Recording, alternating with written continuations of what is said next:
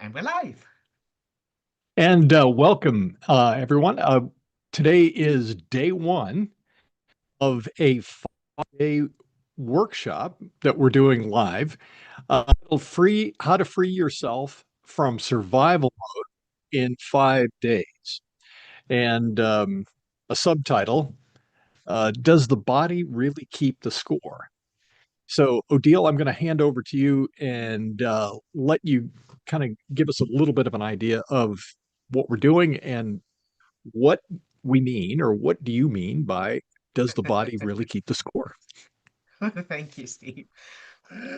Okay, so yes, over the course of these 5 days, we're going to take you through from wherever you are now, living in survival mode perhaps, to freeing yourself from survival mode completely by addressing and changing the roots of that state. And we wanted to start on day one, just laying a foundation for what is actually really going on in the background.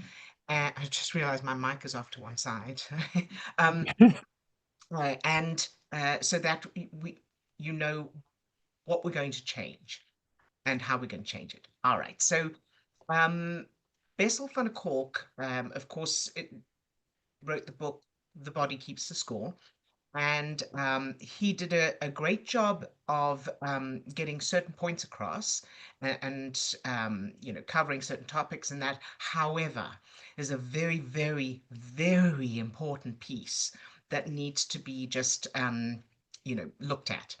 So the idea of trauma being stored in the body is can be very misleading, because then we're looking in the wrong place to heal it.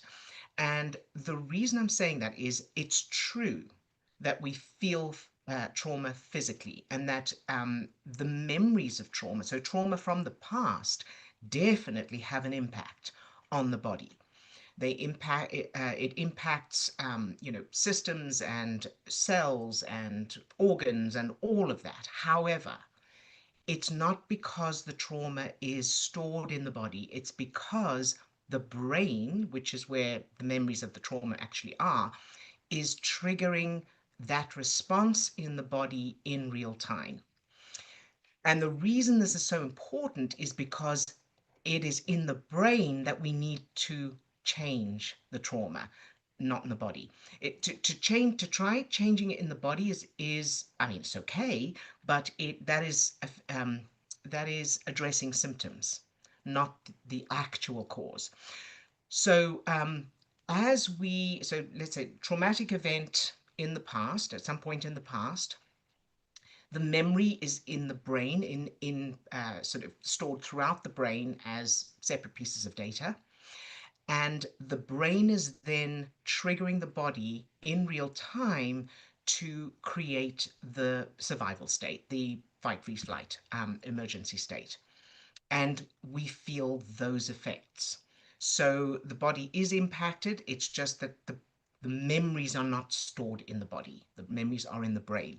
Now, one of the things I wanted to share is a little analogy that I think is it's cute. And it also I think does a good job of explaining what's happening in real time. So if you think of a building, and this building has a maintenance team who uh, they maintain things. They maintain things, they clean things, and they fix things.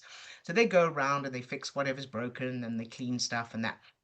The fire alarm goes off, so those maintenance people have to put down their tools. Some of them have to go for, take cover to so that they don't so that they're not in danger. Others change out of their maintenance outfits into their firefighting outfits, and they go to look for the fire so they can put the fire out.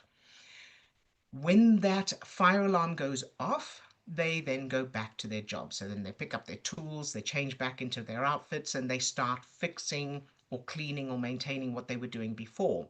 Then the fire alarm goes off again. So they put down their tools and they go for cover, go looking for the fire. They go through that process again. Now, this is okay because this is the way we survive. However, when we're living in a state of survival, those maintenance people never get to fix things or maintain things or clean things.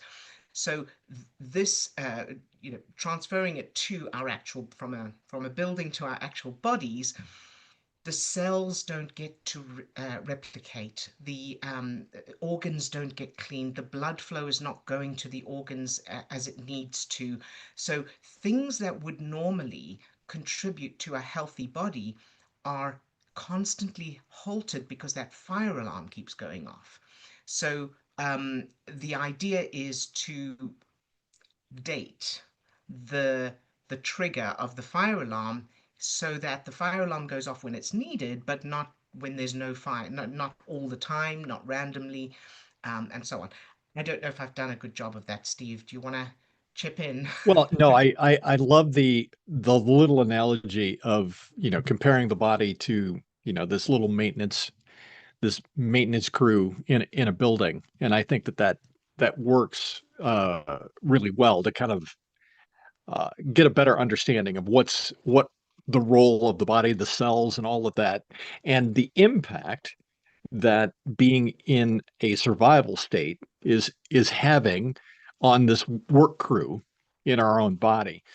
I think that the that notion, certainly that notion of trauma being stored in the body, is something that seems seems like it makes sense.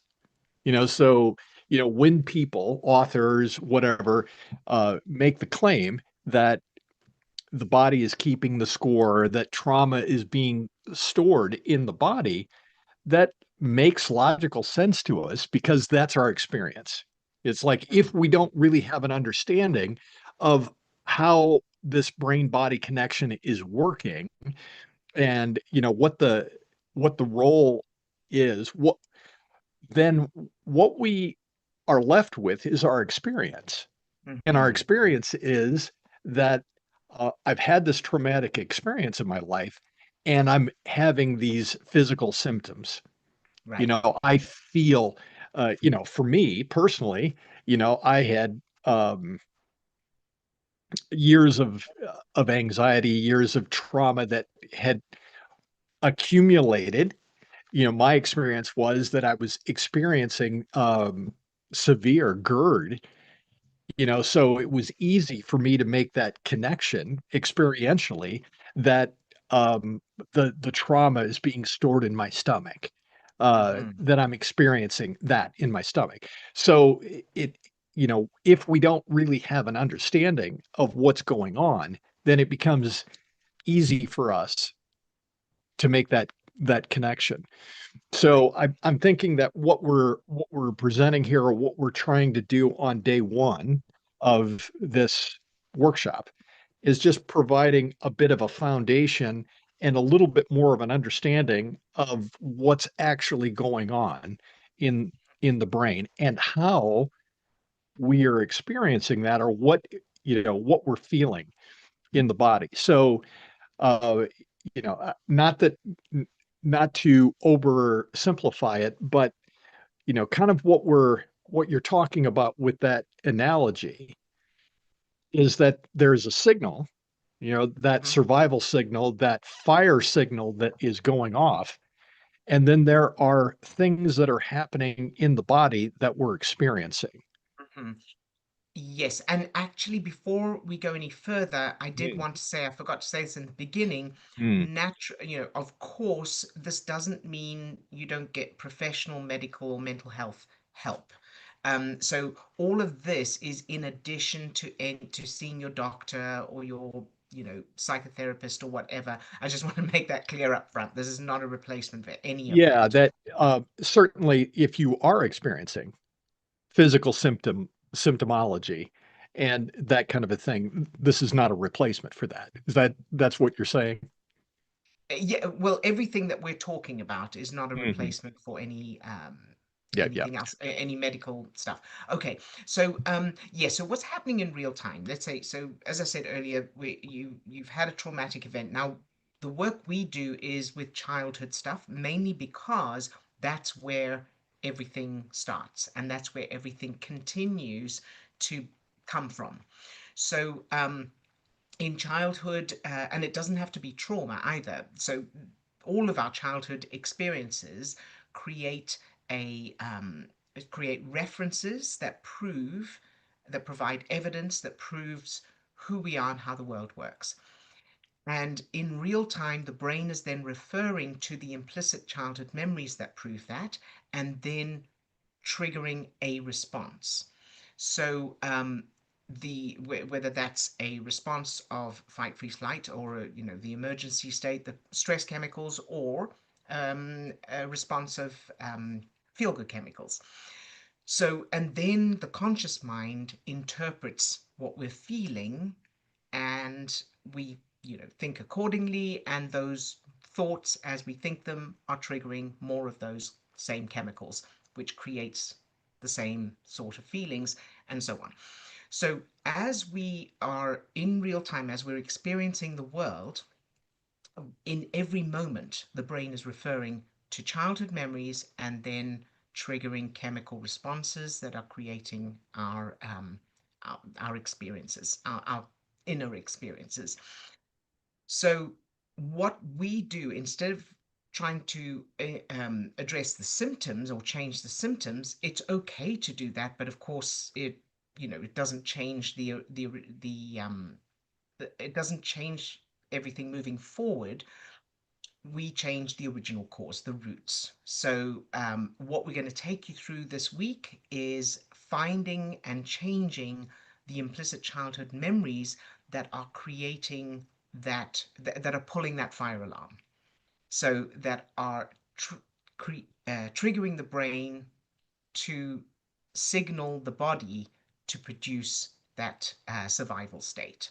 So we change that, then the brain is referring to new childhood memories that don't prove that we need to be in a state of survival.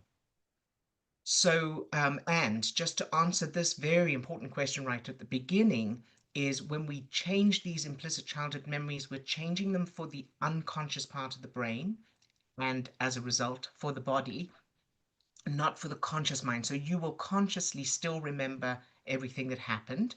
Um, you will still consciously know what originally happened. It's just for the unconscious part of the brain so that it doesn't keep pulling that fire alarm. Does that? And I will say that tomorrow we will go into we'll go into the detective work on how to find those memories.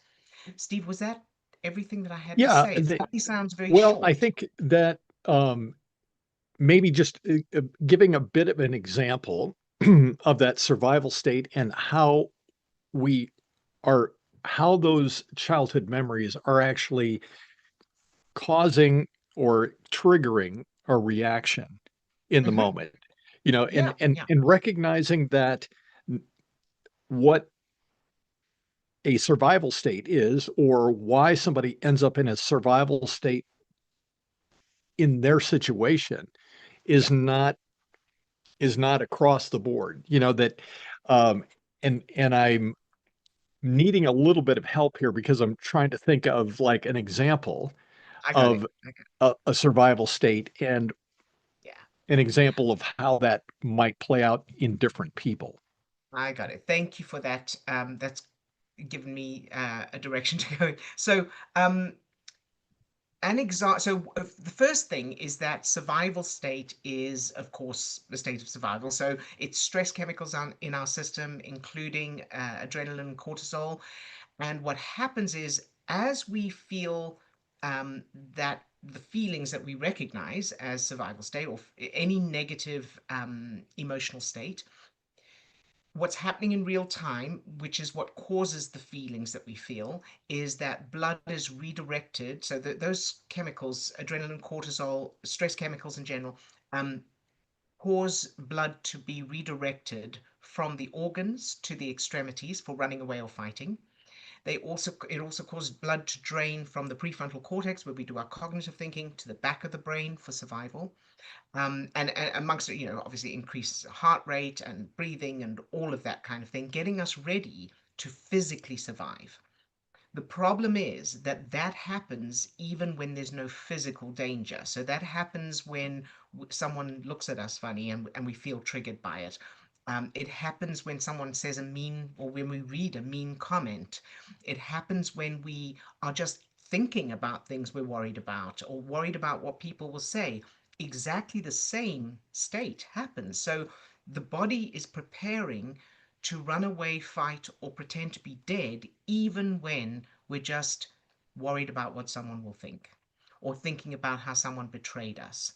So that this is why this is so important, because, and this is why that fire alarm it goes off all the time, or certainly far more frequently than it needs to. So um, the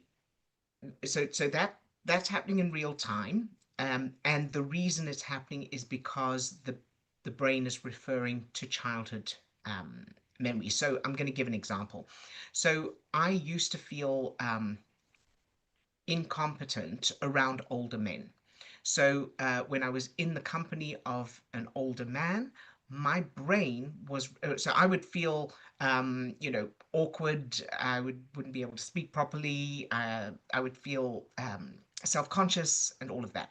And what was happening in real time was, as my eyes registered an older man, as we register things through our senses, the information goes to the back of the brain first. So before we're consciously aware of it, the information goes to the back of the brain first, and the brain checks the childhood references.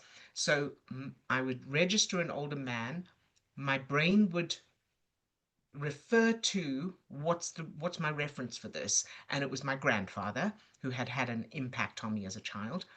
And then it was triggering the stress response that I had when I was with my grandfather as a child.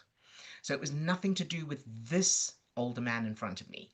It was, this is how we respond when we register these visual cues. State of survival. So I discovered that, I did the detective work, found those memories, changed those memories of my grandfather, so that now, when in those memories, now I know consciously what really happened, I can still remember that explicitly, but the implicit memory, the unconscious, the memories for the unconscious part of the brain are now my grandfather with a pink feather boa being funny. So they're now funny, harmless, good memories, fun memories. So now when I register an older man, as that information goes through my eyes and to the back of my brain is referring to the fact that this is not a threat. And so I no longer have that stress reaction. I'm no longer going into that state of survival, because now there's proof that this, what I'm looking at right now, is not dangerous anymore. Does that help to give a kind of real life example? Is Yeah, it and clear? I think that the, recognizing that example, that two people or more people, two Mm, people, I'm just going to start with, two people yes, could be having that same interaction with that older male in that situation, and you would be having a stress reaction, a survival reaction in the moment, and the person next to you might have a completely different reaction. Their experience of growing up with a grandfather may have been, you know, the opposite, or that's right. whatever it Yes, was that was going on. So, and recognizing that for both of you, for both of the people in that situation, their reaction to the situation in the moment, this older man is going to be completely unique to whatever is being held up here in the brain, whatever the brain is holding on to as those initial references. And then, right. you know, Yes, kind of coming back to the the title of today, it's recognizing that the body then is experiencing a different feeling in the moment. yes, But the trigger or that fire alarm got pulled, and each person's reaction in the moment is going to be sending out different signals, different chemicals are going to be coursing throughout the body and Mm, impacting different our body in different ways. So we will feel it in the body and thus have the experience that, well, this trauma is somehow, this experience, this stress is somehow happening in my body. hmm. And Yeah. the reality is that it's just this recollection of what I experienced in my childhood that is Hmm. sending out those signals. Is that Yes, yes. another way of Sending out saying the that? signals, and that is having, and the body is responding. Yes, Mhm, absolutely. mhm, And yes, thank you for making that point that each person, we all have different references. So as you say, for me, I had those references for an older man being dangerous or threatening, whereas someone else could have a reference for older man being safe and warm and loving and so on. And then each of us would look at the same older man and have a completely different reaction. And that goes for everything. So that's why, even traumatic events that happen, different people have a different inner response to that traumatic event. They are all affected, certainly, but some will uh, heal from that event sooner and more easily than others may. And the ones who for whom it is more difficult to heal, or who continue to experience the effects of it long after the original event, that's due to childhood references that prove this is still dangerous. This is happening mm, right mm. now and it's still dangerous. And I just wanted to also add that, those experiences in childhood, if we had a childhood that there was kind of this persistent overall feeling of survival that was Mm, there, then that ends up kind of becoming this at home feeling, that yeah. a normalization of that. And Hmm. our brain and body get used to that as a normal feeling. And then we are kind of unconsciously seeking out more experiences that will continue to fuel or add to that feeling. So, a survival mode, it's like somebody might be asking, why am I always in that survival mode? Why does it feel like I'm always in that survival mode? Other people don't look like they're in that survival mode. What's that all about? Hmm. And from the work that, I've done a lot of work with clients where we go back and find that, that original, finding those references that created Right. that feeling in childhood and just kind of kept that momentum, that perpetuating that feeling state from childhood. That's it. And when we change those, then the survival state changes automatically. Hmm. So The other and thing that speak oh, go ahead. no, go, you go. No, I was just going to say that if people could start to tune into that, and if you feel like sharing that in the comments, what what is that survival state like for you? What kind of Yeah. in what kind of ways do you feel like um, you're experiencing that survival state in your life? Yes, that's a good idea. We'd love to hear. And also because then, you know, people realize they're not alone. That Hmm. I feel that I remember when I was years ago when I felt like I couldn't tell anybody what I was Mm, experiencing, and it was that it was dangerous, or to be vulnerable, or it's just not something you talk about. My family was very, you don't talk about that kind of thing. Um, and when I discovered how freeing it is, number one, that it is safe, and number two, how freeing it is, and how much it helps others to share these things, to make it normal to talk about it, because most of us are going through something. and being able to share it and to talk about it and to realize we're not alone is a huge step towards solving it and healing. So thank you for that, Steve. And then also letting everybody know. So tomorrow we're going to go into. So we've shared with you what is causing the state of survival. Tomorrow we're going to take you through step by step the detective work to find those original memories, those original references, childhood references, which ones, and they're not always the ones you think they are. And then on day 3, we will go through how to change them. Again, step by step, the memory reconsolidation piece on how to change them for the unconscious part of the brain while you will still consciously still remember what happened. And then day 4, we will go into how to change a trauma memory for yourself safely. We'll take you through that process, and then day 5 we'll do Q&A and next steps. And in the meantime, if you need some help, I'll put the link in the description for our list of certified practitioners certified by trained and certified by us in the Remmert method, who can help you, and also a link if you would like to book a call with Steve. Um, well, we've got a comment. Hi, Specicler.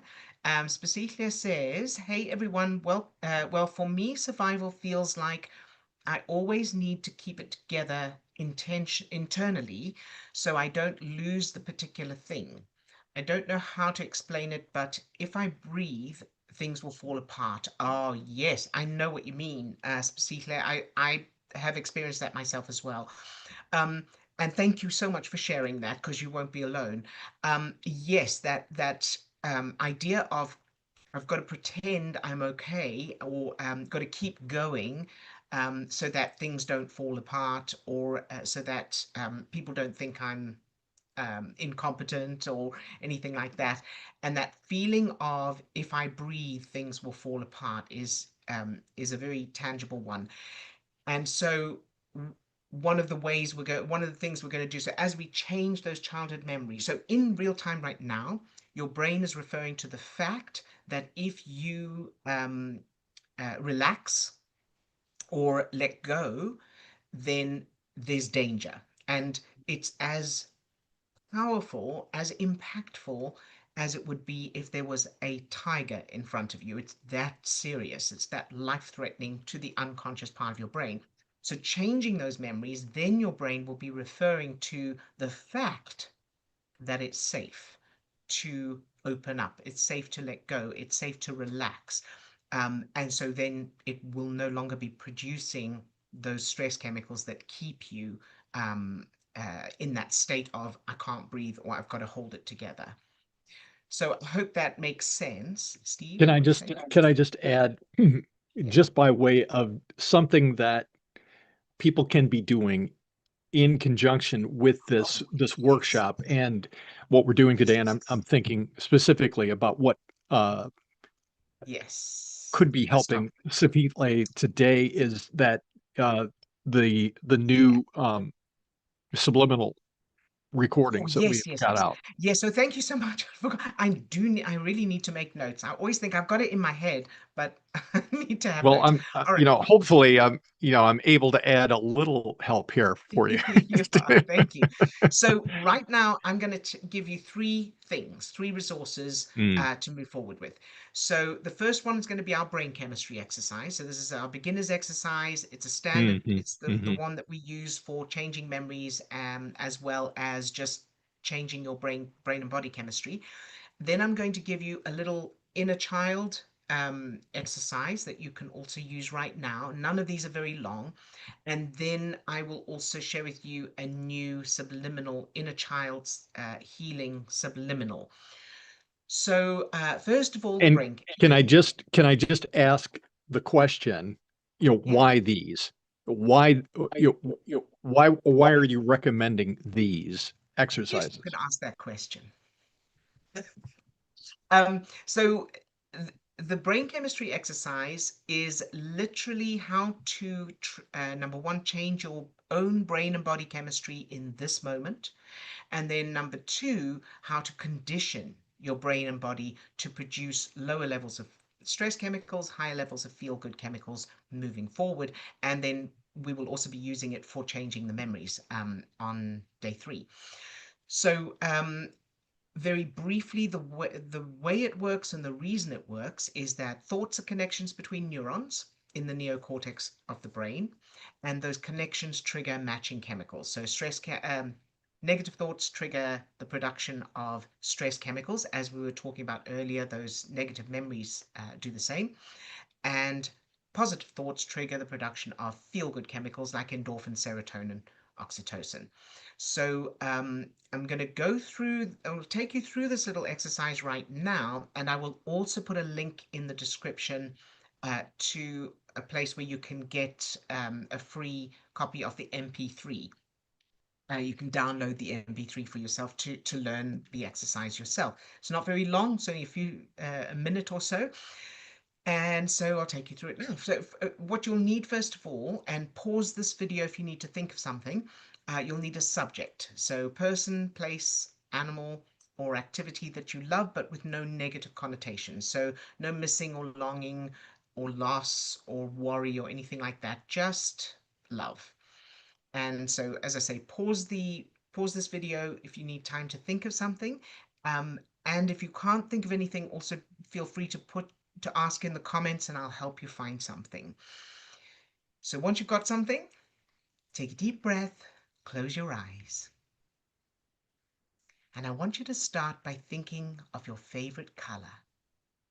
And if you don't have a favorite, that's okay. Just pick one that you like. And imagine being surrounded by that beautiful color. And notice what you love about that color.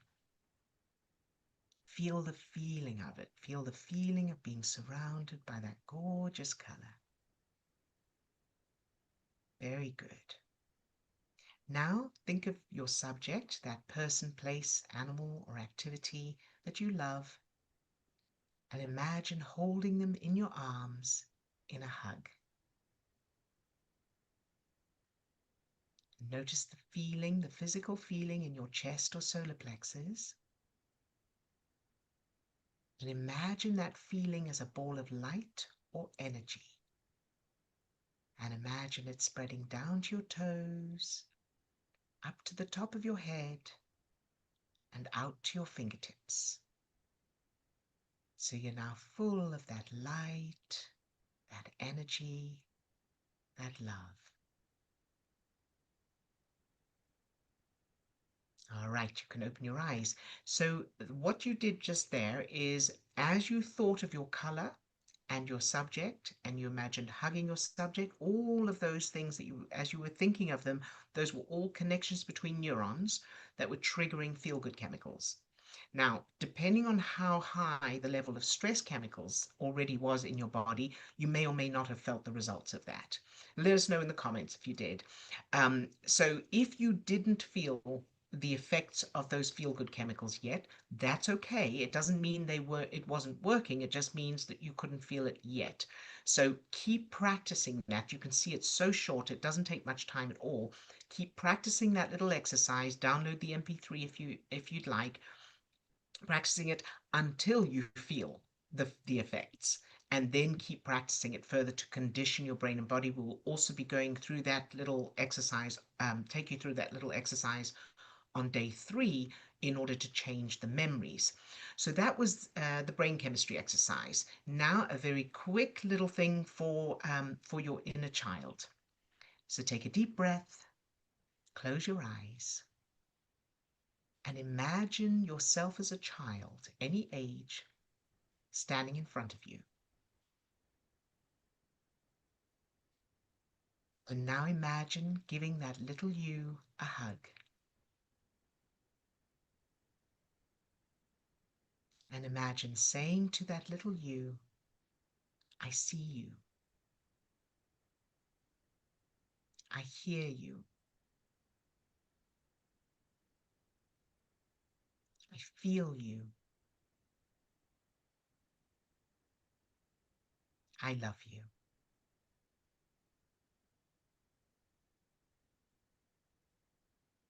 Very good. You can open your eyes. Again, you can see how short that is. Keep doing that throughout the day, whenever you think of it, and do it, as much as you can. And also, when you feel triggered or you feel worried or anything like that, recognize those feelings as coming from the child and just do that short little exercise. So that's the second thing. And then the third thing is I just published this morning, I put up on YouTube a inner child subliminal. And so, for those of you who are not sure what subliminals are, the messaging is embedded in the audio, so you won't hear it consciously, but it's picked up by the unconscious part of your brain. So the frequency that it's set to is for the unconscious part of the brain, and it's an hour long, and you can listen to it. You can watch the video if you want to, but you don't need to. You can have it on in the background at a comfortable level, whatever feels comfortable for you with the audio, while you're doing other things, while you're relaxing or working or doing other activities. Listen to it at least once a day, because it's the repetition, of course, like anything, it's the repetition that establishes those changes. Use it in conjunction with what we're teaching you in these sessions. And a very brief explanation. And I sent an email on this topic to our list this morning, and I also put a Substack up about affirmation. I am affirmations. So, those of you who use affirmations will know that you make them present tense and first person. So, I am confident, I am abundant, that kind of thing. However, for the inner child, I am doesn't work, because as children, we learn who we are and how the world works by being told and by experiencing it from outside of us. So as children, we I am is not very powerful because we're learning who we are. So what works far more effectively is parent to child affirmations. So instead of I am confident, the messaging would be you are wonderful, you are safe, I love you, you're amazing, you're treasured, you're valued, that kind of thing. And of course, as you can see, that kind of messaging provides a foundation that automatically results in confidence because there's reason for it. So that explanation is in the description of the video as well, and also the full list of all of the messages that are embedded in the audio is in the description of the video as well. All right, I think, have I now finally actually done everything, Well, included I everything? think, yeah, and you know, providing, kind of a bit of a summary today, just kind of laying out, the foundation of what's going on underneath the survival mode. A bit of an understanding of what's going on in the brain and the body, uh, that is providing that survival mode feeling. Plus, having some immediate things that we can work with to start to change that reaction, change what we're experiencing in our bodies, in our brains, um, by doing these simple little activities. That doesn't necessarily get to the root or change what caused that reaction in the first place, but it's something that we can be doing on a daily basis, a moment by moment basis, to change what we're experiencing or feeling inside. So that that provides that first Mhm. step in this process, and then we'll go a little bit deeper in tomorrow's Yes. So in tomorrow we'll tomorrow's take you through. segment. Yeah, so tomorrow we'll take you through the detective work to find those references. Day three, we'll take you through changing them. Day four, we'll go through how to change a trauma memory safely, and then day five, we'll do Q&A and next steps. All right. So in the meantime, let us know what you think, how your any questions you have, what your experiences are, and we will see you tomorrow. Lots of love to all of you. Bye for